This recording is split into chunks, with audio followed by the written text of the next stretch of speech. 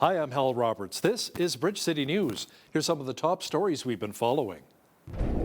Alberta Finance Minister Travis Toews has become the first official candidate to potentially replace Jason Kenney as leader of the UCP and Premier. The Trudeau Liberals' new gun ban has many up in arms, including political reporter Brian Lilley, who explains why it's an outright attack on legal gun owners. And lawyers give their take on the Johnny Depp-Amber Heard trial and how it just may play out. Your nation, your province, your southern Alberta. From the heart of Lethbridge, it's Bridge City News with Hal Roberts. Thanks so much for joining us. Alberta's Finance Minister Travis Toews is the first to officially step into the ring to replace Jason Kenney as UCP leader and Premier. Toews registered his candidacy on the Elections Alberta website. Toews is a first-term member of the legislature and has been finance minister since the start of the Kenney government in the spring of 2019. UCP backbencher Brian Jean and Daniel Smith, both former Wildrose Party leaders, have said they too will run for Kenney's job. Neither, however, have made it official. A motion brought forward by the federal Conservatives to end the travel mandates was shot down in the House of Commons on Monday. The vote was 202 against the motion and just 117 for.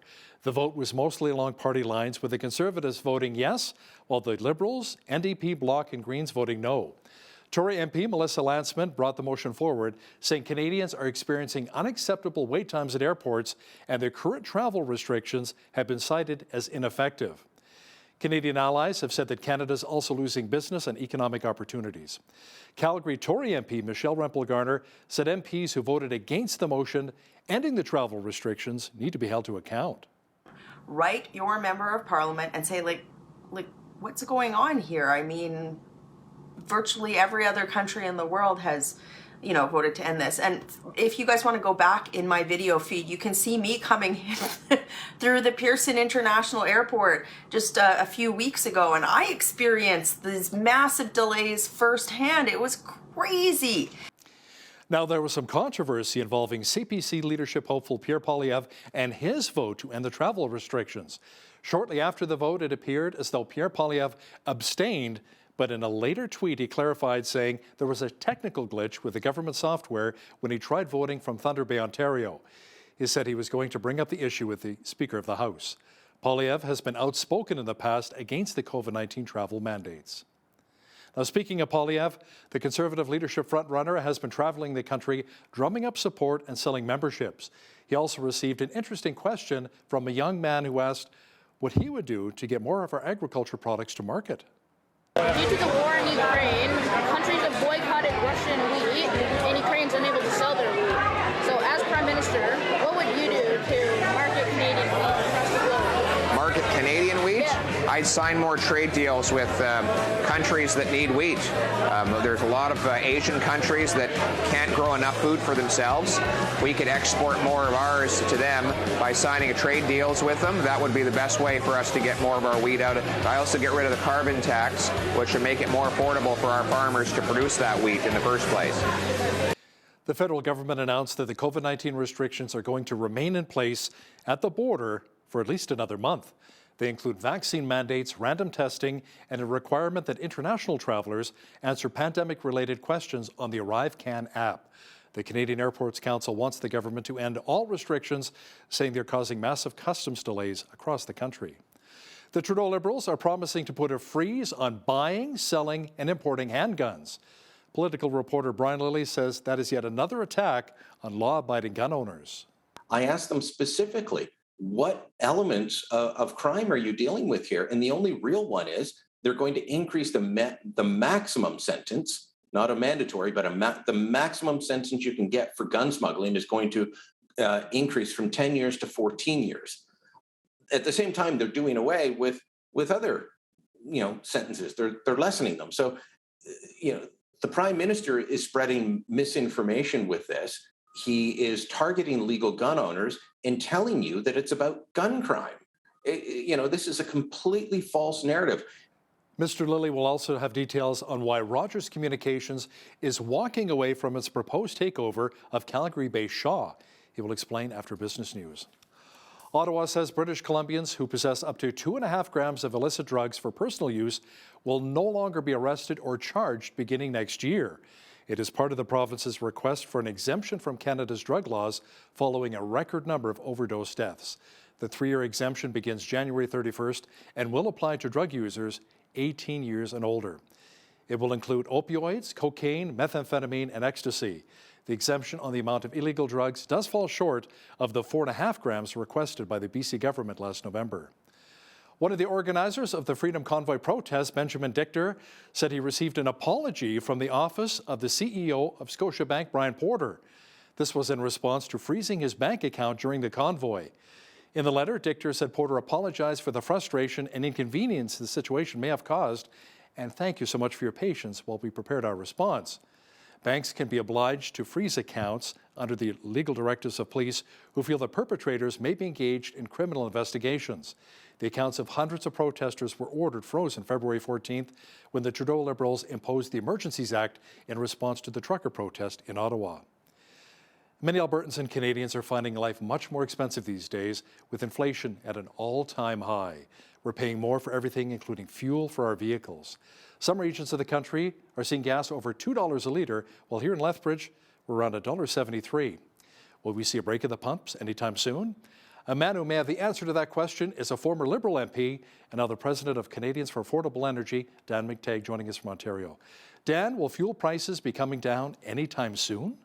No, not at all. And I would look for those prices here in Lethbridge and the Bridge City to rise about 8 cents a litre, if not tonight, tomorrow. But bank on $1.81.9 a litre imminently. So if you see 173.9 and you're grumbling, don't, because it's going to get a lot worse. And I don't see any real relief in sight for a whole host of reasons. But this is going to be a very painful summer. So Dan, what is driving the huge increase in gas and diesel? Supply. Supply is low, and everyone says this is a demand story. It's not a demand story. That might have been true in 2008 and other times, but really it doesn't matter what demand is. We've seen years of neglect. We've seen regulation. We've seen environmental, social, and governance mandates, divestment from fossil fuels, the anti-fossil fuel campaign driven by your government, driven by woke capitalists. All of these factors are now starting to come home. Now, Dan, you're a former Liberal MP. You still have some good contacts in our nation's capital. Is there any talk of the Trudeau Liberals following what Premier Jason Kenney did, and that's to eliminate the government tax on fuel? How about cutting the carbon tax to maybe give us a bit of a break? Well, I've requested it on many committees where I've been invited to speak, not by Liberals or NDP, by the way. They don't want to hear from me. There was a time they did. No, they want higher prices. And make no mistake, Liberal, NDP, Green Bloc want you not to be able to buy any fuel because they believe that we can run these things on unicorns and all sorts of other magic wands and little pixie dust. The reality is that they want gasoline, diesel prices to go through the roof. They believe that's the only way to force a transition. Thanks so much for your time today, Dan. That was Dan McTeague, president of the Canadians for Affordable Energy, joining us from Southern Ontario. Well, we enjoyed a partly cloudy day today, and it was nice and mild. Jeanette Rocher is in now with a quick peek at the forecast. Jeanette, it appears as though the mercury will be climbing even more this week. Yes, finally it will be, Hal. You know, the high for this time of year, the average high is 20 degrees, so we haven't even been close to that yet this week, although today we did get close. We had a nice sunny day, 17 the high. Overnight this evening we're looking at a low of 3 degrees with a risk of frost, so keep that in mind if you have plants out on your deck. The story is about to change, though. Going into tomorrow, we're looking at a high of 20 after that for the next couple days, and then it's going to get even warmer after that. So I'll have all those details coming up for you later on in the newscast. Great. Thanks so much, Jeanette. The Alberta government announced help for law enforcement personnel responding to mental health emergencies.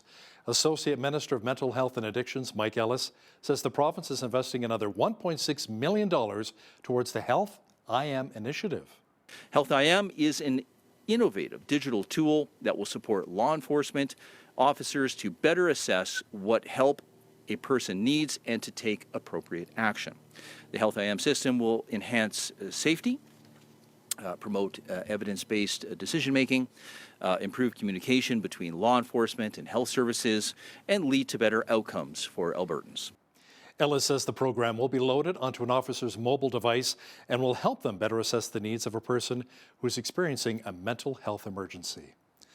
Lethbridge College has a new interim president and CEO. Dr. Samantha Lenchi begins her position after Dr. Paula Burns announced earlier this year she was leaving to go to Langara College in Vancouver. Lenchi has been the college's vice president of academics since 2017. We've set ourselves up well. We have a great executive team. We have a wonderful leadership team, college leadership team. And we just finished a whole year of graduates and semesters with students and faculty and everyone, all the support staff. So we're set up for success already. We have our strat plans in place.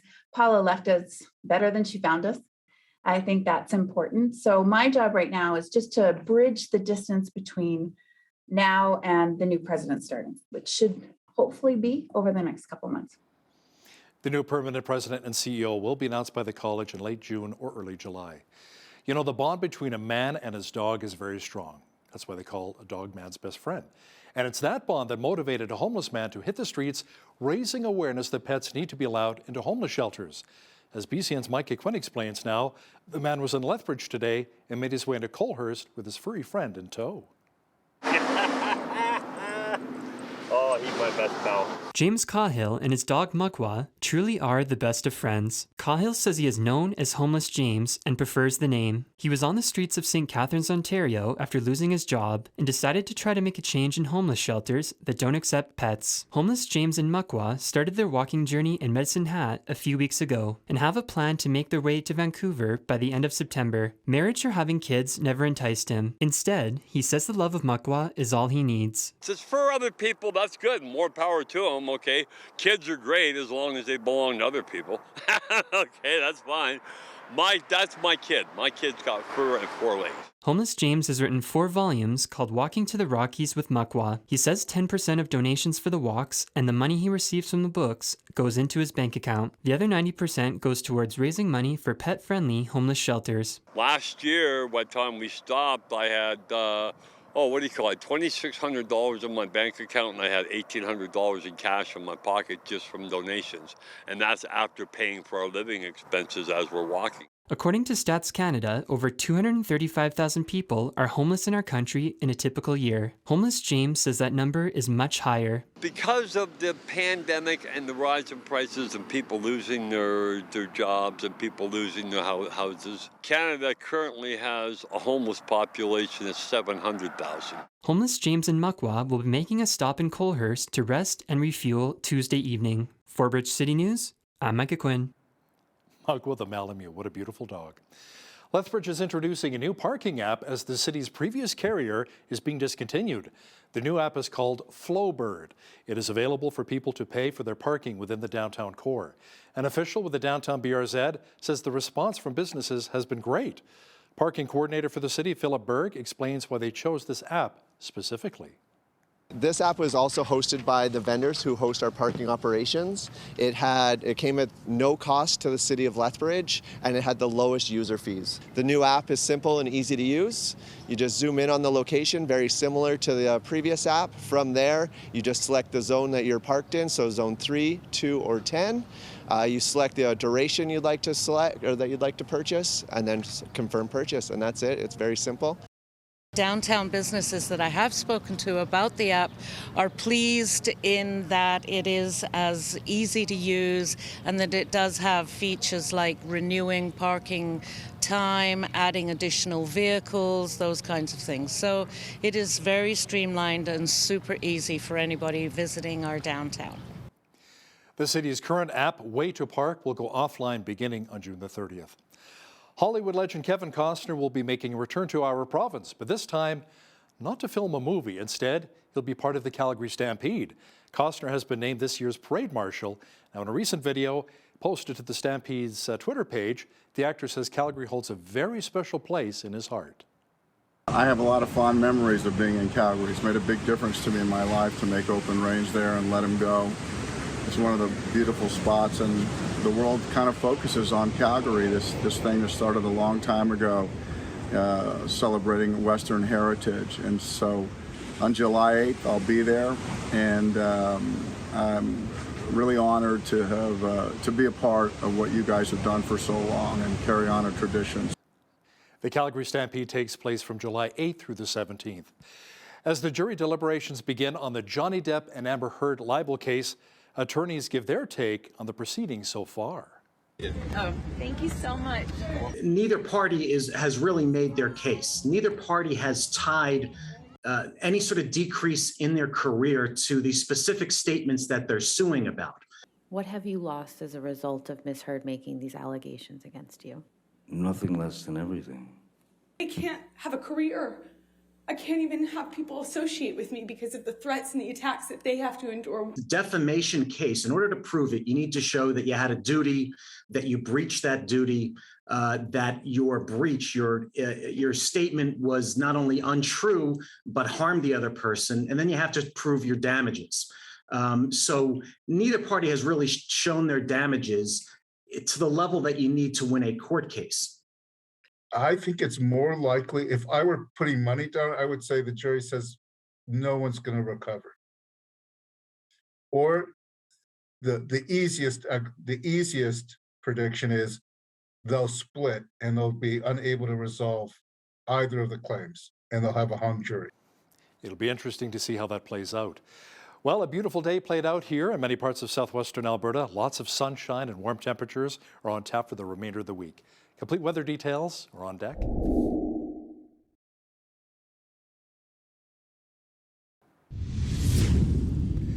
It was a great day for taking your bike for a ride through the coulees or even your dog for a walk at Henderson Lake. Jeanette Rocher is in now with all of the weather details. Jeanette, it'll feel even more like summer as the week progresses. Yes, finally it will be, Hal. I'm so looking forward to that summer weather reaching us as well. Maybe doing some patioing this week as well. Now, Wednesday, that's when the seasonal highs will hit us. 20 degrees the high for tomorrow. Lots of sunshine. Same thing for Thursday, looking at a high of 20. Lots of sunshine as well. 22 the high on Friday as that mercury climbs even higher. Sunny skies as well. Saturday, looking at a high of 21 degrees. We could see that moisture start to develop Saturday evening, though. 30% chance of showers. And then as we get into Sunday, we're looking at a 60% chance of rain, 19 the high and 18 the high on Monday as we round out that 7-day forecast with rain. So average high this time of year, 20 degrees, 7 degrees the average low, 30 degrees. That was our high temperature on this day back in 1956. And our low temperature on this day back in 1982 was -1, a little chilly for this time of year. 5:29 is when the sun rose this morning and our sun set this evening, 9:29, giving us exactly 16 hours of daylight. Okay, so let's take a look at the highs across the nation for tomorrow. Looking to the west coast, 21 the high in Victoria, a little bit cooler in the Strait tomorrow. Same thing for Vancouver, looking at a high of 21, much warmer inland and also humid. As we look to Edmonton, starting out the day sunny, those clouds are developing. We're looking at showers, risk of a thunderstorm, high of 20 degrees. Calgary looking at partly cloudy skies tomorrow and a little bit of wind as well. As we look to the rest of the prairies here, lots of beautiful sunshine, 19 degrees all the way around for Saskatoon, Regina, and Winnipeg. Regina and Winnipeg, a little bit windy. We're looking at 30 to 60 kilometer per hour winds. And then as we get to the central part of the country, looking at a heat warning in effect for this evening in Toronto, but a little bit of a reprieve there tomorrow as they see the rain. Risk of a thunderstorm there as well. High of 30 degrees. 18 the high in Ottawa tomorrow, looking at a risk of a thunderstorm as well. 18 also in Montreal. Montreal could see some showers there as well. Nice sunny skies on the east coast tomorrow. 21 the high in Fredericton, 18 in Halifax. 10 degrees only the high in Charlottetown tomorrow with mainly cloudy skies. St. John's, Newfoundland looking at 5 millimeters of rain tomorrow with only 5 degrees the high. And there you have it. That is your forecast. Regulators in both Canada and the United States are investigating a hepatitis outbreak that may be linked to fresh organic strawberries.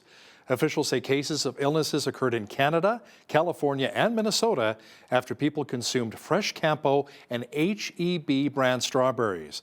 The agency said the berries were sold between March 5th and April 25th. In Canada, they were sold at co-op stores in Alberta and Saskatchewan. In the U.S., it was Safeway, Walmart, Trader Joe's, and Kroger. There have been 10 cases reported in Canada and 17 in the U.S., including many people who ended up in the hospital. Bees and honey are big business for a number of companies, and that includes the Triple R Honey Ranch in Val-Marie, Saskatchewan. Owners Bev and John Reynolds say their company not only provides honey to eat, but also honey products for beauty aids. We're in the Grasslands National Park. We're close to it here. And what happens is a lot of international travelers come here. They try our honey locally. They support locally. And then we get orders all over the world as well. And most of our honey is bought by a company that does medical products or naturopath products. So most of our honey is spoken for in that regard. But we do local sales. Make sure you catch the full interview with the Reynolds and BCN's Jeanette Rocher discussing the profitable honey industry that's coming up after business news. Now, here's a look at today's markets. The TSX was down 190 points on the day to finish at 20,729. The Dow was down 222 points to 32,990. The S&P 500 was down 26 points to 4132. And the Nasdaq was down 49 on the day to 12,081. West Texas Intermediate Oil was down 40 cents to $114.67 US per barrel. Natural gas was down 58 cents to $8.15 US.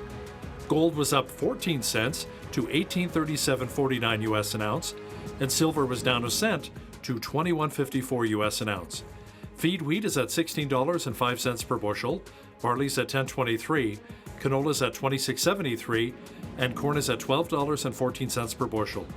Live cattle were down $1.65 to $130.53. Feeder cattle were down $1.20 to $165.13, and lean hogs were down $2.43 to $107.98. The Canadian dollar was even over the past 24 hours at 79.06 US.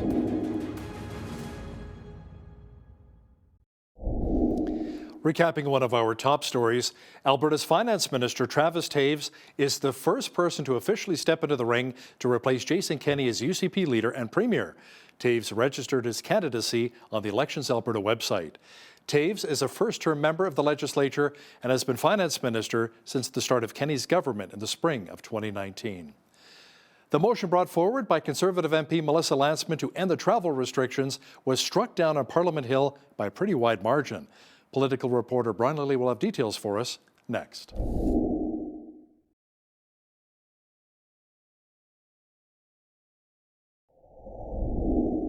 By a vote of 202 to 117, the Liberal NDP coalition voted against a motion by the Conservatives to end the travel mandates imposed by the Trudeau government. To discuss this in more detail is political reporter Brian Lilly joining us once again from Toronto. Brian, are we not the only G20 country left that still has this in place? What's the reasoning why so many MPs voted against this?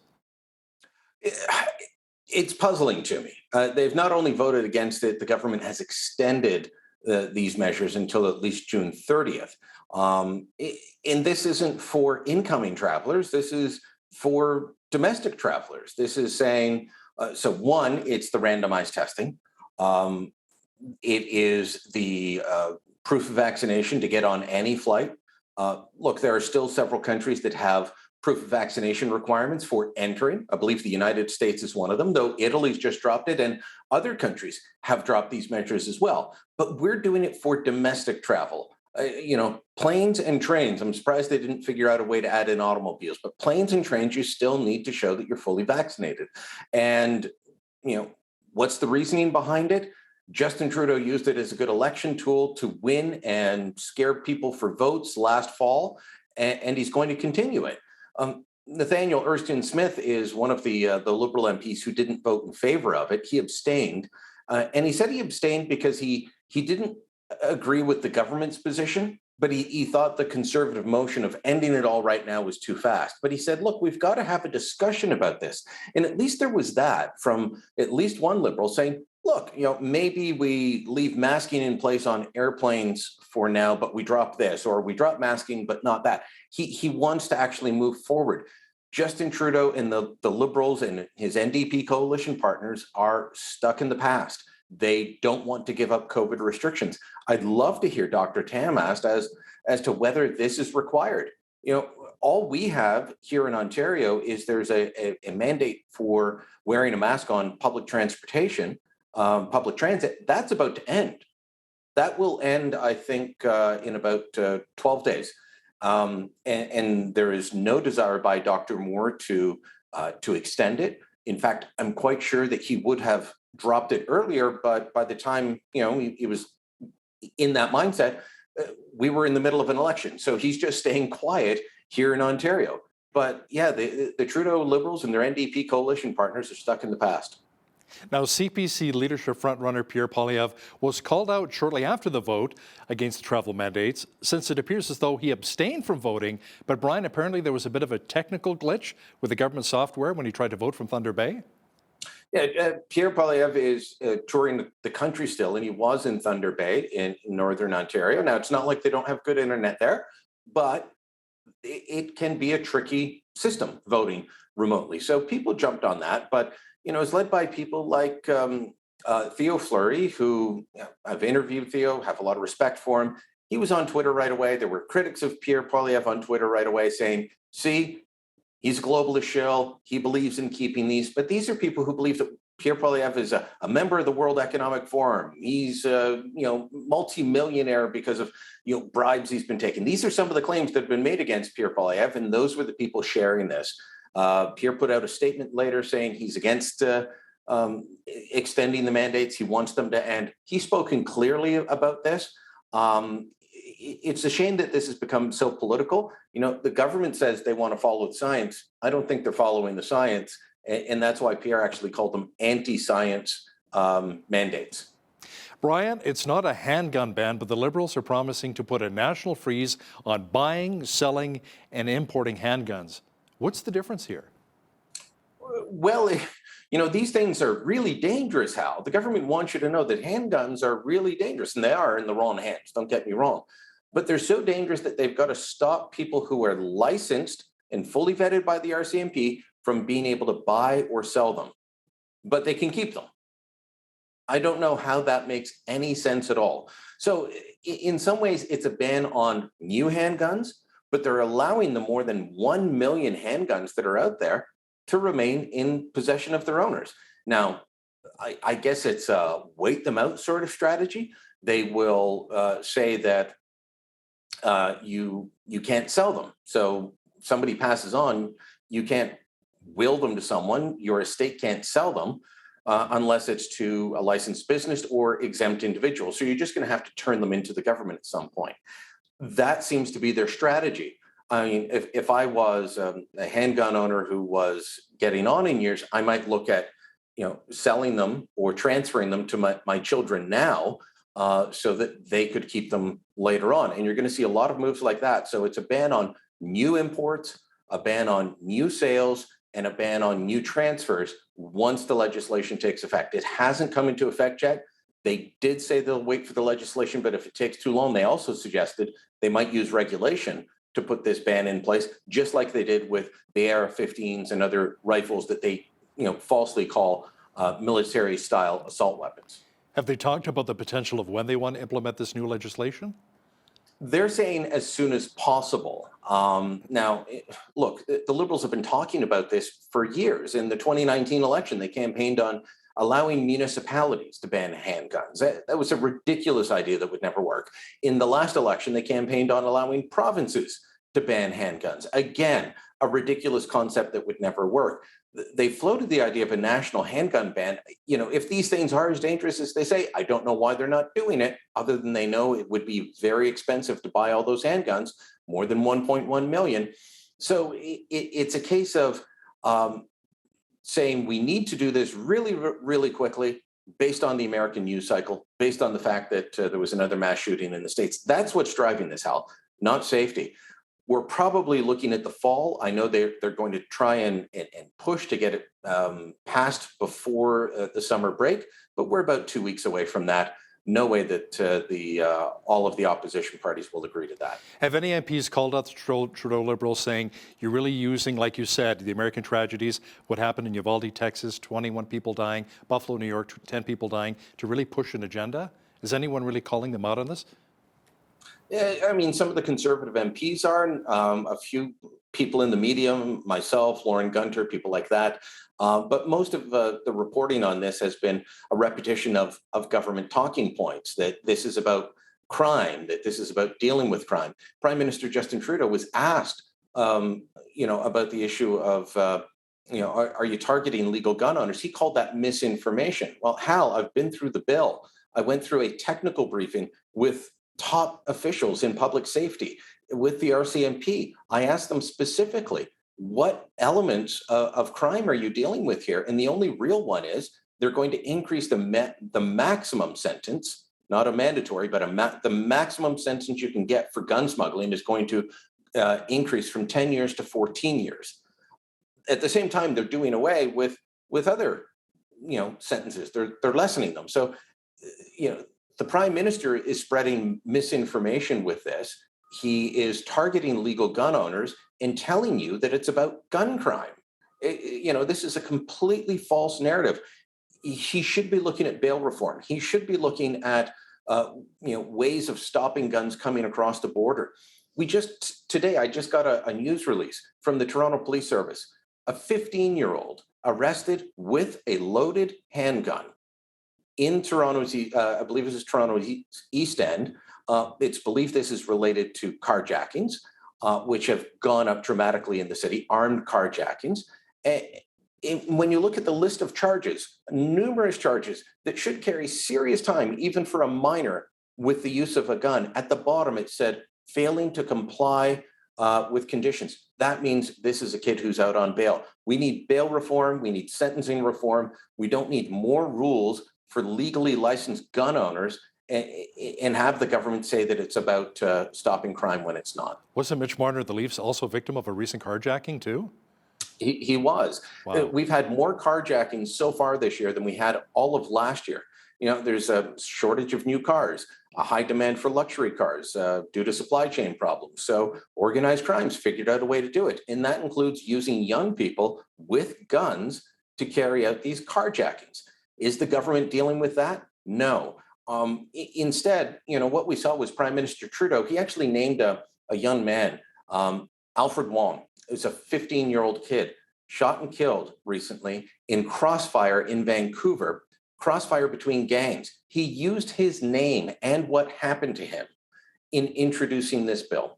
He used the idea that domestic violence went through the roof during COVID. It increased by 1.5%, according to Stats Canada. He claimed that there is a femicide going on. He uses all of these things that aren't true or highly exaggerated to push his legislation that won't touch any of these crimes. Brian, we talked about going after the legal gun owners, but the Trudeau Liberals also announced lower sentences for serious gun crimes, such as not receiving consecutive life sentences. I know in the United States, let's say if you kill 6 people, first-degree murder, 25 years, 30 years for each person, you're never going to get out of jail. That's not the case here in Canada. How does this make any sense? Okay, so the consecutive life sentences is a recent Supreme Court decision, and it's a horrible one. The government is talking about will they appeal, they'll consider. They haven't said for sure yet. The lowering of sentences for gun crimes, that's in a different bill called Bill C-5. They introduced this before they introduced the so-called tough on crime legislation that they brought out yesterday. Bill C-5 is getting rid of mandatory minimum sentences. Now, there is a false narrative pushed by the government that courts in this country have deemed all mandatory minimums to be unconstitutional. That is not the case. A couple of them have been deemed unconstitutional, some for drugs, some for different gun crimes, but not the ones that they're getting rid of now. These are ones that they're removing on their own. Mandatory minimums have been part of Canada's criminal code for decades.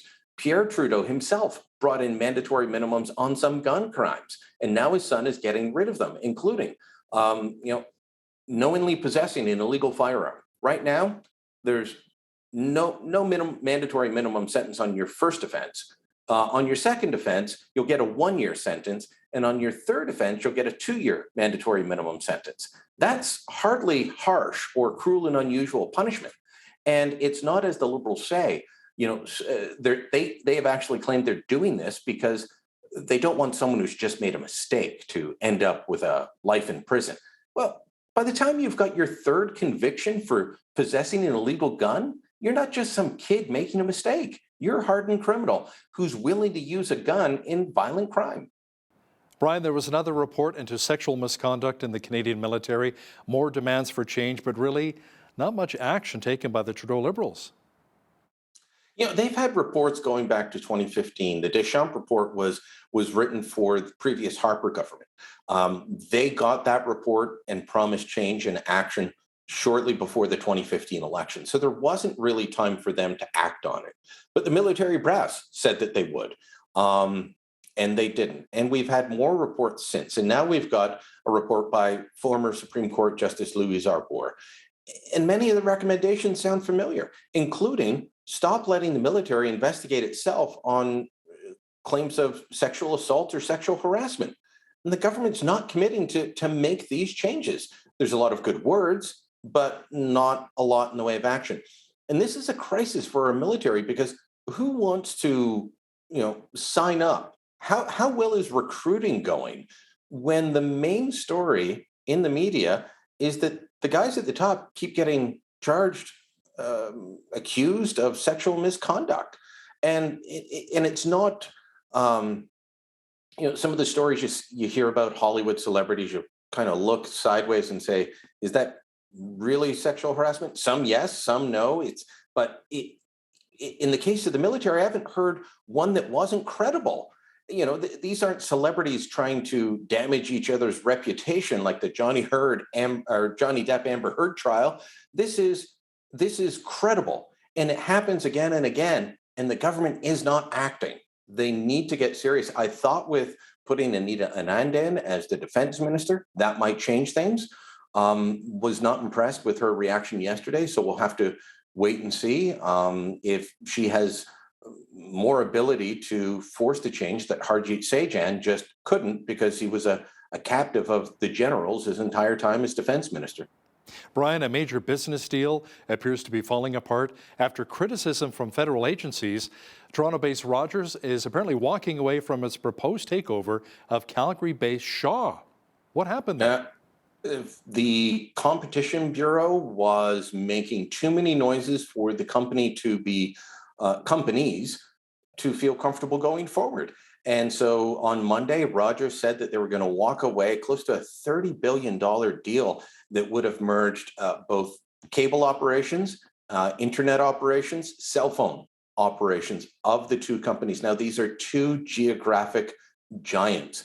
I know that Rogers has business across the country, as does Shaw, but really it's a Western and Eastern giants coming together in a merger that would have made a very impressive foe for companies like Bell Media and Bell Telephone. They were opposed to the deal. There were problems with selling off Freedom Mobile, which Shaw owns, and the Competition Bureau said, well, you can't have all of these. There were problems with getting rid of that. There were questions about whether this would be anti-competitive in allowing the deal to go forward. So yeah, Rogers walking away, quite surprised because people I've spoken to at Rogers were determined to make this happen no matter what. We'll see what the next move is for Rogers and Ed Rogers, who was in the news much himself recently. Maybe he'll finally buy the Blue Jays himself and take them private. Political reporter and Toronto Sun columnist and Blue Jays fan, Brian Lilly, thanks so much for your time today. Thank you.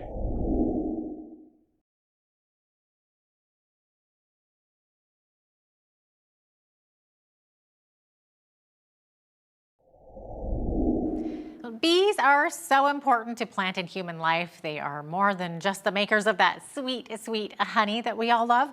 Bees pollinate our fruits, our vegetables, and other plants. But what does it actually take to not only produce honey, but to also pollinate the farmers' fields and residential gardens? Well, to find out what all the buzz is about, beekeeper Bev Reynolds of Colehurst, Alberta, joins me from her family's property in Val Marie, Saskatchewan. Bev, thanks so much for joining us today. You are right out there where all the bees are, and it looks like standing next to you is your dad, right? John Reynolds? Yeah, that's right. That's correct. Okay, so I understand you're 3 generations of beekeepers, right?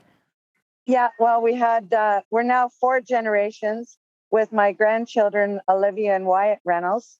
And so, yeah, it's still Triple R. So, but that's why the name Triple R. So, Bev, first, tell us how long your family has been working with bees. Dad started in around 92.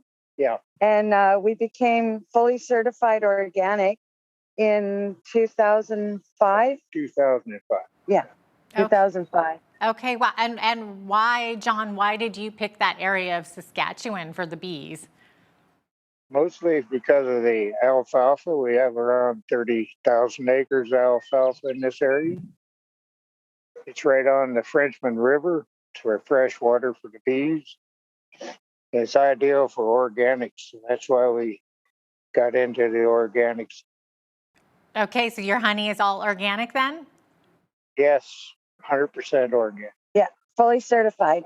Lovely. Fully Okay. certified. Well, okay, so let's talk about the product that your bees create. So I hear from our producer, Michael, that your honey actually looks different from other honey. So most honey that I've seen is like golden or kind of a brownish color, but yours is white, right? So I thought all honey was the same. That's not the case? No, it's not the case. It's graded on color, and the whiter, the purer the honey, the higher the grade the honey. And ours is, well, last year it was a little bit more golden because of the drought, but mostly it's pure white, just white as can be. Okay, so what makes your honey more pure than other honeys? That's a trade secret. Yeah. Okay. Well, we'll keep your secret a secret then. So maybe let's talk about the important work that bees do. Oh my, they're pollinators. Without the bees, without the honeybees, we're not going to have food. We have to take care of our pollinators. We have, one box. I mean, we got probably 60,000, 80 some thousand bees in a box. When they're strong. And when they're good and strong. So each box represents a lot of flowers. And in a bee's lifetime, she only brings in 1 teaspoon of honey in her life. So a hardworking forager only brings in 1 teaspoon of honey. Wow. So imagine all the honey on your shelves, how hard bees have to work. Wow. I had no idea. I'm sure a lot of people did not realize that. It takes a honeybee approximately 1,000 trips to fill 1 cell in the frame. Okay. What type of bees make up a hive? Are there certain type of bees that do this? Well, they have different breeds of bees. Like you got Italian bees and Carnioleans. Then the Russians breeded up some bees, but they're all basically the same bee, just a little bit different. My understanding is your family will be picking up a new queen next week, right? So where do these queens come from?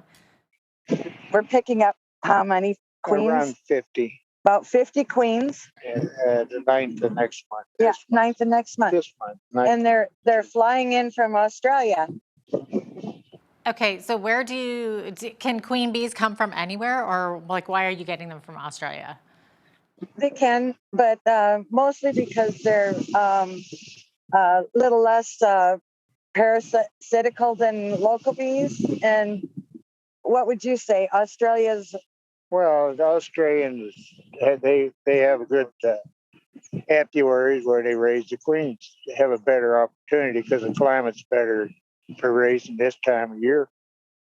Our season's short here. Do you have to buy new queens and drones every year? Every second year.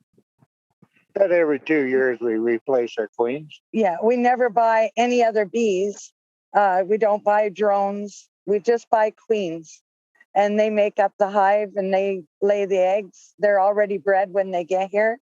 So supposedly some of them aren't, but they're already bred when they get here. So we just we take our hive, we make a split, we put the new queen in with the ones that don't have a queen, and they take care of her, and she starts laying right away, and then she builds up the hive to make millions of bees. Okay, so what is the lifespan of a bee? Like, do they die off every year? Well, the queen lives up to 2 years, sometimes 3. And the worker bees, they live about 3 months, and then but they're always being replaced by new bees during the work season.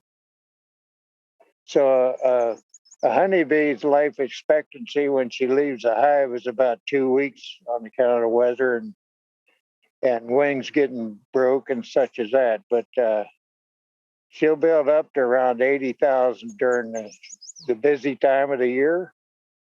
Then she reduces back to about 10,000 through the winter. So it's just enough to keep them going till the next spring. Okay, so they're a lot more vulnerable than we give them credit for. Yeah. Wow. Yeah. And a lot of things can happen to a bee when she's out foraging. Wow. Okay, so now we've heard that there are some major losses of Canadian hives each year. So what can you tell us about these numbers of bee losses? Well, it's a lot of variations. Like if you get a real hard winter, the bees can't get through. They have to keep their hive at roughly 90 degrees Fahrenheit year round. They stay. You can go in the spring and warm your hands when you lift the lid. But a strong hive keeps their hive at 90 degrees year round. But the losses are also due to, the location of where you keep your bees. Yeah. If you're near cell towers, they tend to die. A lot of chemicals that are being used nowadays are killing off a majority of the bee population. But radio frequency, I would say, and chemicals are the major danger towards the bee populations right now. Okay, so I knew you mentioned cell towers. So is it just that frequency of waves coming through that interferes with them? Yeah, some of them don't even come home. They'll go out to go and forage, and it messes up their radar, and they can't find their way home. So you lose a whole hive sometimes. They get lost. They get lost, and it's a big interference. It's hard to maintain. Like out here, we only have one cell tower quite a ways away. And other than that, there's nothing else. It's a lot of dead zones out here. So our bees do really well out here. Compared to most beekeepers, we've lost very little in comparative. Okay, wow. Well, do you believe that there's a way to enhance or protect Canadian bee colonies? Sure. Yeah, just stop using so many chemicals in your yard and garden. There's a program in the States they call No Mow May, where a lot of people are discouraged because dandelions and that grow, but that's the first crop that comes to flower for the bees to survive after they're coming out of the winter, hard winter. So they don't mow for all of May, and it gives the bees, there was a 500% increase in the bee population at that location where it was No Mow May, just based on the dandelions that the bees were able to feed off of and build up their nectar in order to start feeding the larvae that are being hatched. Wow. Are there more insects than just bees that can pollinate crops, or are there just a large variety of bees? Well, no, there's cutter bees, leaf cutter bees. There's a lot of pollinators, butterflies, bumblebees. Pardon? Bumblebees, yeah, big pollinator. But each one of those, I think the major benefit towards society, of course, I like the honey. So you get a nice byproduct from your honeybees. And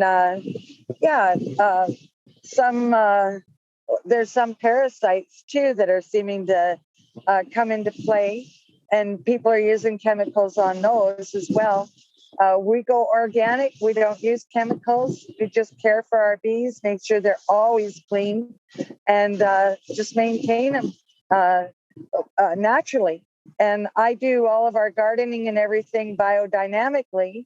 So our whole operation, our wax, everything is organic. And even our wax we send away to people like Max Factor or Clairol.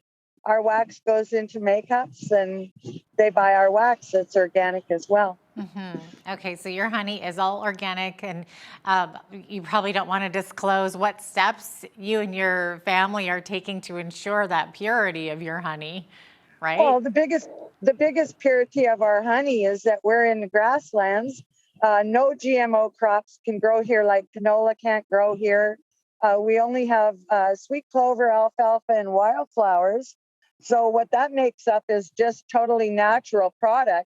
And with that natural product and no coloring of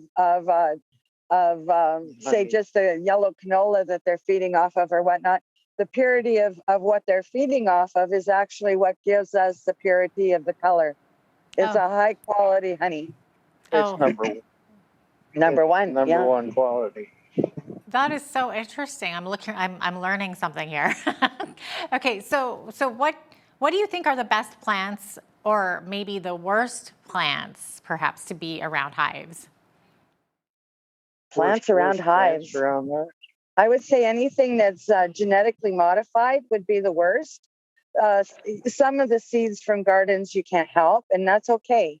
But lots of flowers, trees. We get it off of Carriganas. All kinds of flowers are good for the bees, and the ones that aren't good are GMO plants. Yeah. So we don't have GMO plants around here because it's the farmers can't spray harsh chemicals it would kill their alfalfa. Yeah. So that's why we're about the only organic beekeepers in the area. In Western Canada, there's a couple, but they've all dropped out now because everything's encroached on them being GMO. GMO, that's the bad stuff. Bev, you live in Colehurst, Alberta. Do you have your own hives out there in Colehurst as well? No, I don't, because we got enough hives here to take care of, and I can't transport any bees from here to there or there to here. So it's very well regulated because of a thing called the mite. They don't want to transport bees across borders unless they're certified, inspected, and everything. We are here inspected, but they can't come and inspect me, and my hive wouldn't be organic anyway. Okay. So there's no point. I mean, I get all the honey I want here. For sure. Okay, so often we drive through rural areas of southern Alberta and we'll see hives sometimes close to the highway. So is this an issue for hives? Like if they're dying off, why would they be placed so close to passing vehicles, or is that even an issue? Well, the cars do kill a few bees, but you got most of the bees fly high, so they miss the cars. They're so smart. I mean, once they find out that something's a danger, they avoid it. That's how they developed airports. They watch the bees fly in and loaded and unloaded. They have their airspace like the airplanes do. So that's where they got their ideas for the airports, the modern airports. Yeah, watching the bees. That's incredible. See, look at that. Now, we've also heard that you ship your honey around the world. So what kind of customers buy your Saskatchewan honey? We've had Japanese, Japan, UK. People just contact us or hear about, well, normally we're in the Grasslands National Park. We're close to it here. And what happens is a lot of international travelers come here. They try our honey locally. They support locally. And then we get orders all over the world as well. And most of our honey is bought by a company that does medical products or naturopath products. So most of our honey is spoken for in that regard. But we do local sales. Okay, so it's not just for the home pantry necessarily. No. So there's some commercial uses or commercial applications of the honey as well. Oh, sure. And I mean, medically, if you got a cut and you put honey on your cut and put it under a bandage, it'll heal like 3 times faster. It's just a real, the wax is a natural sealer for canning or, it's been used for thousands and thousands of years, Right. say. Yeah. And it never goes bad. No, as long as it's sealed. They found some in the pyramids that's 2,000 years old, and it's still just as good as the day they put it in there. Mm-hmm. Wow. So we're talking like ancient home remedies. Just put honey under a Band-Aid, under a bandage. I'm going to try that. Yeah. If you get a bad burn, say you burn your finger with something, put some honey on it, wrap it with a Band-Aid. Cures it quick. Yeah, I it's had good stuff. no idea. Look at all the education you're giving us here. Well, and never put your honey in a microwave. The only way to make it softer is if you double boil it, because as soon as you put it in a microwave, you've killed all the enzymes that work with your circulatory system, with your gut health. So you don't want to ever microwave honey. And if you want it to spread better, you just warm it in hot water. Just put the container in hot water or boil it under the tap. Or under the tap and soften it up. And if you can whip it to make it softer, but ours, once it hardens, once it's cooled down after about a month, it gets really hard. So some people love hard honey, some people don't like it, but you just need to warm it up and it's right back to the way it was that when it came out of the hive. Well, Bev, that is all the time we have for today, but thank you so much for joining us today. We really appreciate having you on. Yeah. Bev Reynolds is a resident of Southern Alberta, but joined us from her family's apiary near Val Marie, Saskatchewan. That is all the time we have for today, but from all of us here at Bridge City News, I'm Jeanette Roche. Thank you for watching.